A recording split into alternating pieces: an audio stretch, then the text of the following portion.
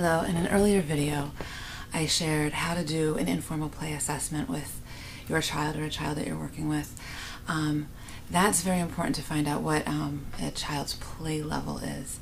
And that's basically, since we can't give a small child or somebody who's functioning at the level of a small child like a pen and paper SAT kind of a test to figure out what level they're functioning at, and often they can't tell us, which is one of the reasons that we have these concerns and we're doing this extra work with them.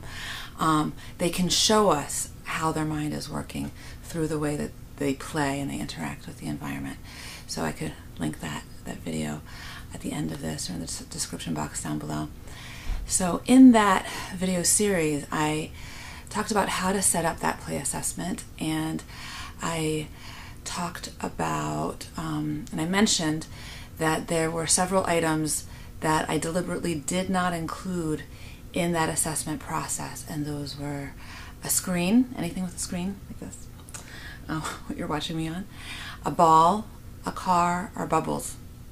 And the reason for that is that a lot of times the person that we're trying to get their play level, the child or person who's functioning at the level of a small child, can get fixated on those items, and then they won't interact with any of the other items, and we won't be able to see what level we're really meeting them at when we're trying to help boost their cognition and get them towards more meaningful communication and hopefully even verbal communication with words.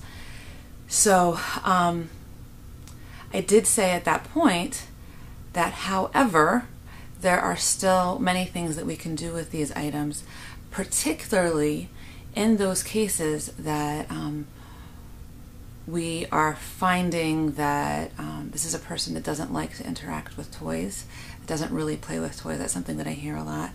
Or a child who won't stay engaged with another person, and therefore we feel like we can't play with them, or we don't, or that they won't play with us, really.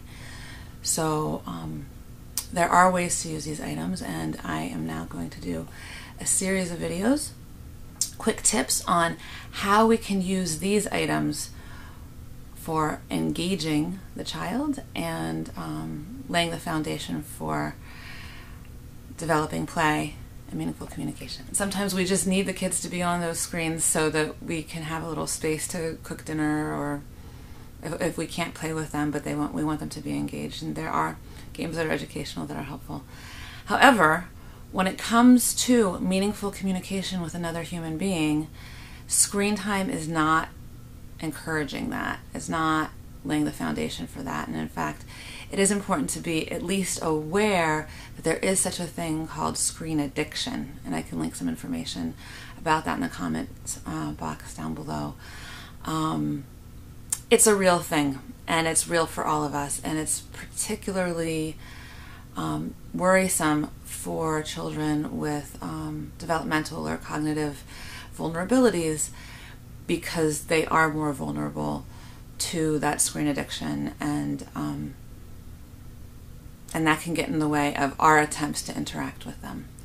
So I will cut in a moment to the video that I originally really wanted to make about how to use screens, or what we should do with our screens if we want to be connecting more with our kids, and that we want them to be connecting more with us, which is the foundation for everything that we talk about when you're talking with me. Yeah, let's take a look at that.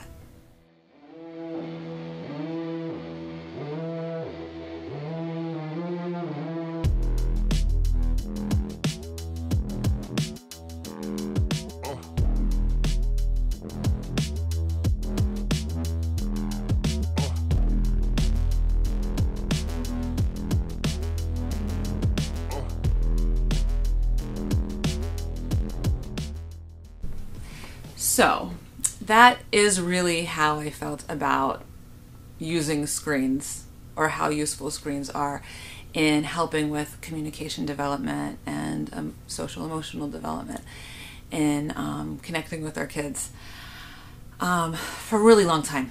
And even during that time I was struggling with my own screen time and my children's screen time. And that was until I had a very important conversation. I could share a link to that conversation also with my friend and mentor, Dr. Sarah Wayland. And she helped me to see another way to view screens. So in order to sort of get the insight of that, that she said if a child is on a screen a lot and it's hard to get them away from the screen, that it's not an impossibility to use that as a way into their world to connect with them, that could be a useful thing that we do together with them, at least as a first step. So the best way to get into that is to go ahead and maybe even pause this for a minute and look at this video series that I have. I could link that here, to the differences between imperative, and I also divide it up between imperative, I think inquisitive or questioning language, and declarative language. So we can meet the child with whatever they're doing. If we can't pull them into what we want them to do, we could join them in what they're doing using declarative language, to show that we care about what they care about and that we want to connect with them there. So go ahead, pause this real quick, watch those videos, provide the link right here. So now that you know a little bit between the different kinds of language and the different ways that we speak to our children, I can show you how I have actually practiced this with a mom that I work with whose child really loves his device. And we've gotten some nice reactions from him, and I'm sure this is something that you can try at home as well. So this device doesn't actually work, so we're going to use this as a prop. So you say our child is looking, he's playing with his game, he's looking at his video, and instead of giving demands or asking questions with correct answers, which can be kind of off-putting for any of us, but especially for a child who has trouble processing language and it's difficult for him to engage with another person, could even put up more of a barrier between us and the child. We could sit and we can join him and even just sit with him for a moment and let him enjoy our presence with him together in that moment, and enjoy his presence or her presence, and just be there and watch what he's watching, see where his eyes are going. And then once we've connected a little bit, we can go ahead and just make comments on what we see. And it's not like rapid fire, we're just going to make a simple comment about what we see on the screen. Oh, I see Mario is jumping. I don't even know what games are popular these days. Oh, chocolate ice cream. Yummy. What a pretty flower. Just simple comments. And so something about these comments, if this is a child, I often hear that the child understands everything but says nothing, and so they're being stubborn, and we can do a whole other video about that. I think these children, all of us, are doing the best we can. And I think very rarely is a person being stubborn or mean for the sake of torturing us, even though it feels that way a lot of times, and especially small children. I think they really do want to connect with us. But if they're not, it's because they don't know how, or because they might have a belief about what that means that is uncomfortable for them. So going back to the comments, we know that the child can process, what we know for sure that the child can process is the level or the amount of language that they produce, and probably a little bit more than that. So if this is a child who is saying no words at all, we might make our comments just sounds like, oh, huh, and pausing in between to see if they look at us to start with, and also to allow them to make the same kinds of comments. That's meeting them where they are, but I also like to put in a +1, so you could also do single words. So it would be bear, wet, cold, sorry.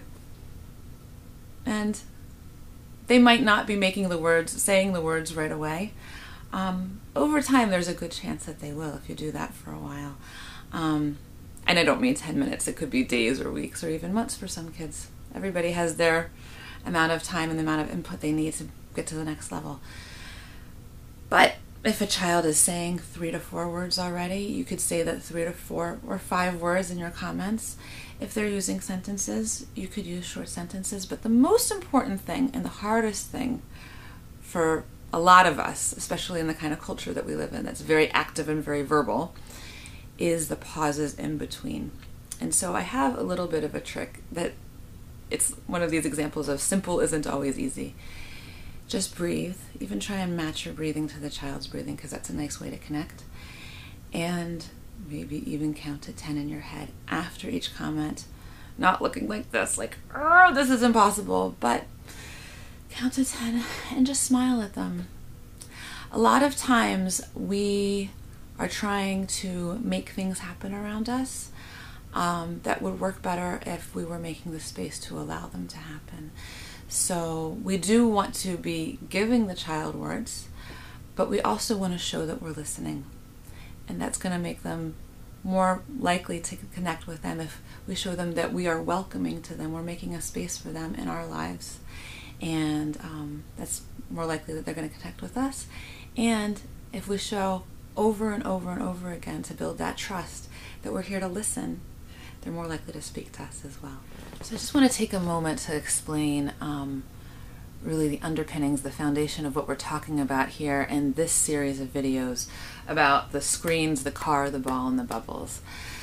So what we're really trying to establish and what's missing a lot of times when a kid won't play with another child or with an adult, or when I hear from parents, well, my child doesn't play with toys, is something called joint attention. And that is what that means. It's something that speech therapists and developmental therapists and psychologists use a lot, but I don't know how exposed people are to this concept generally, so I want to take this moment to share it and help you understand it, because it's an important thing to be the master of in your interactions with your child, to know this and know what it means and know why it's important in our interactions. It's really one of the most basic things in any interaction. So joint attention, joint means together and attention is paying attention to something, is paying attention to anything together with another person.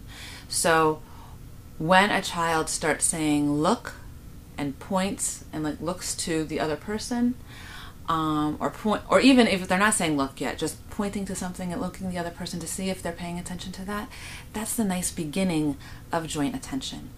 Now, being able to have that in a moment is a really important milestone, and being able to encourage that will lead us to something even better, which is extended joint attention.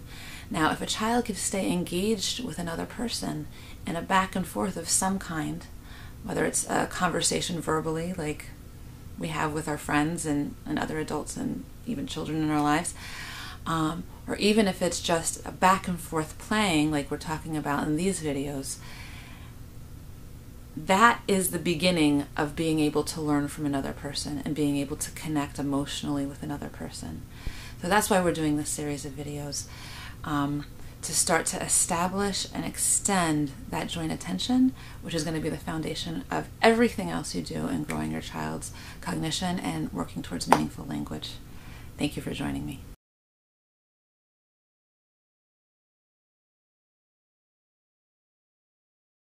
Thank you for watching. If you like this video, please click like and share with anybody you think can benefit from it. For more videos like this, please subscribe. To request a video on a topic that we haven't covered yet, go ahead and leave a comment down below and I'll see that, and if I get enough interest, I'll make a new video. Also, you don't have to do this alone. You could join the discussion in our private Facebook group, and the link is in the comment box down below. Or if you're interested in working with me personally, send me a PM on Facebook and we'll make a time to talk. In the meantime, use your powers and take care.